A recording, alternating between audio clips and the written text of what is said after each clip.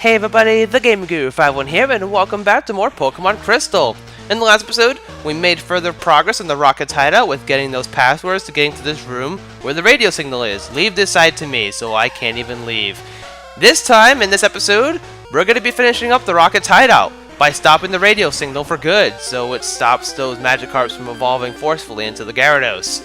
Now, we have to face against 3 Electrodes. Now, Electrode as a Pokemon is one of the fastest in the series up to Gen 2.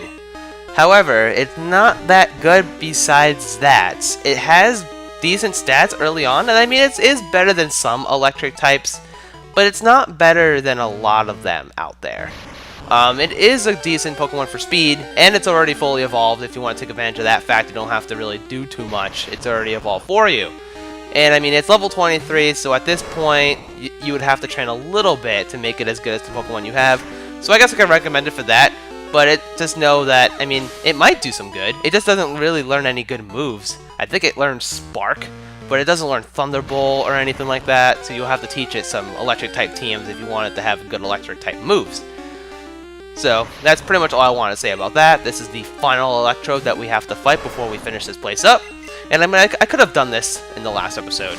I don't know why I lingered to do it here, but this episode is not going to be that long to begin with because there are going to be some things we're going to be taking care of after this area. So, let's go and talk to Lance and finish up the job. That odd signal has finally stopped. The lake should be back to normal. You're the hero. Let me thank you on behalf of all the Pokemon. Oh yes, you should take this. I found it here, but I don't have any need for it. We get HM06. And what does this move contain? That's Whirlpool. Teach it to a Pokemon to get across wild water. But keep this in mind. You can use that out of battle only with the badge from Mahogany Gym. Jamie, the journey to becoming the Pokemon Master is long and difficult. Knowing that, will you keep going? I see. No, you're right. If you would give up that easily, you would have never chased that dream in the first place. I look forward to seeing you again. Alright, looks like it's time to get out of here. But anyways, TM for Whirlpool. I don't know why it's a HM.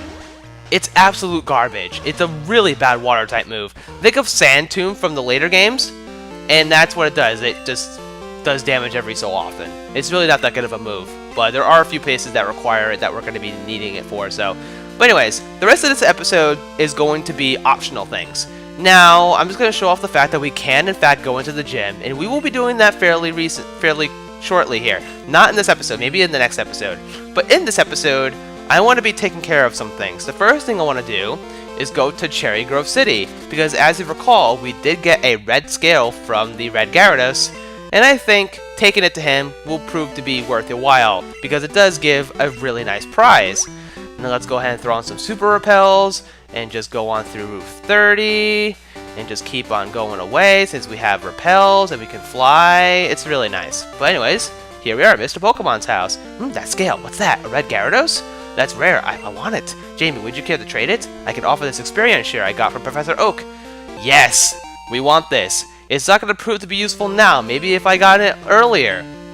The experience share gives 50% of the total experience obtained in battles from Pokemon to the Pokemon that's equipped to it without it needing to fight, which could be really nice if you're training a low-level Pokemon that can't fight on its own. Like I said, I would really want to have this item early on.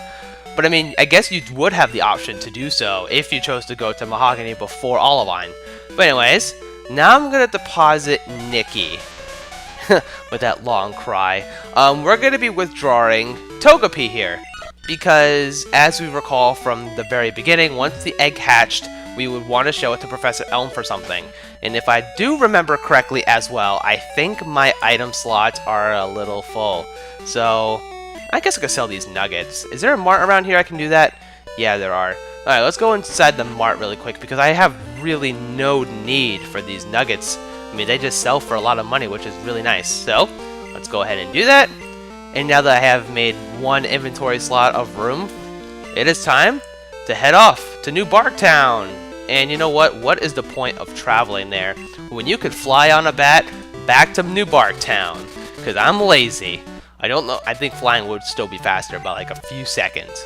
But anyways, here we are back in Elm's lab, and let's show him the Togepi we've gotten many, many times ago. Jamie, you look great. What? That Pokemon! The egg hatched, so Pokemon are born from eggs. Well, where else do they come from? No, perhaps not all Pokemon are. Wow, there's still a lot of research to be done. Thanks, Jamie. You're helping unravel Pokemon mysteries for us. I want you to have this as a token of our appreciation. And we get ourselves the Everstone! And as he will explain, that's an Everstone. Some species of Pokemon evolve when they grow in certain levels. A Pokemon holding the Everstone won't evolve. Give it to a Pokemon you don't want to evolve. Now, let me think about when that would be useful to anyone. Maybe if you're trying to teach a move to a Pokemon that can only be learned by the first evolution, or if you don't want to press B every level, because if you press B, then it cancels the level, which is cool. I mean, it cancels the evolution when you press B when the Pokemon's about to evolve. I don't know why you couldn't just do that. I mean, it takes a second to press B, or it just takes one button input to press B. But I mean, Everstone, as an item, is really not that good, and my Repel's worn off. Alright. But anyways, Route 36. There is a Trainer of the Week that I want to see here.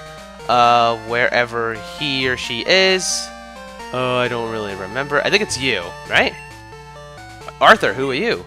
I'm Arthur of Thursday. Here, you can have this. We get ourselves the Heartstone. Well, I would get the Heartstone if I didn't have all these items. I'm going to get rid of the guard spec because who cares about that, really? But anyways, talk to him, and we get ourselves the Heartstone, which boosts the power of Rock-type moves. And that could be useful if you have a Rock-type Pokemon, but I don't have a Rock-type Pokemon at this time. So we're going to be flying off yet again to one more area, and that is Mahogany Town, because there is one thing I want to get that is really important to me. And it's going to be worth your while to go after this because, well, if you have a poison type like me, then you will want to benefit from this. Now I'm going to go into Posit Egg, because Egg is not really going to be proven too much useful, because I'm not going to use it on my team, of course. Let's take Nikki back. But that long cry, I always have to mention every time I hear it, because it's such a long cry. I mean, who can get over that? Not me, of course. But let's go ahead on to up here, the Road to Lake of Rage, Route 43. But the place I'm interested is in here, because if you talk to this guy, I got chased from my post by these thugs in black. They left us behind. It makes me uncomfortable. Could you take it away? We get TM36, one of the best moves in the game. It contains... Okay, you're not going to tell me. Alright, well I guess I'm going to have to spell it out for you folks. It contains Sludge Bomb, a really good poison type move. Now, the worst part about this move is guess who can't learn it? Crobat. A poison flying type can't learn this move. However, Flowey can learn Sludge Bomb. And that is going to be an amazing move to have for him, because of course Acid isn't doing its job. But I do need a grass type coverage move. So I guess I'll get rid of Acid for it. I could get rid of Absorb, but like I said, I don't have any grass coverage. Now that I have this, I need to... Did I put the Poison Barb on Flowey already? Or did I take that off? No, I did take that off. Okay. Well, I'm going to give the Miracle Seed back to Flowey because Sludge Bomb is already a decent move as it is. So I'm going to switch it for the Miracle Seed so at least Absorb is doing a little bit of damage to the Pokemon that we're going to be fighting. Now, that's pretty much all I wanted to do for this episode. There wasn't really much I wanted to cover before we took on the gym. And I don't want the video to be too long. I mean, I don't think it will be that long. But I think we'll be pretty good for this gym here. Now, as we learned before, this is an Ice-type gym, so we're going to do pretty well with Cinder on our team. But anyways, that's going to be it for this episode, you guys. Next time on Pokemon Crystal, we're going to be taking on the 7th gym, the Ice-type gym. Oh boy, sounds amazing. So with that being said, everybody, thank you guys so very much for watching, and I will see you guys next time for some more Pokemon Crystal. See you guys then.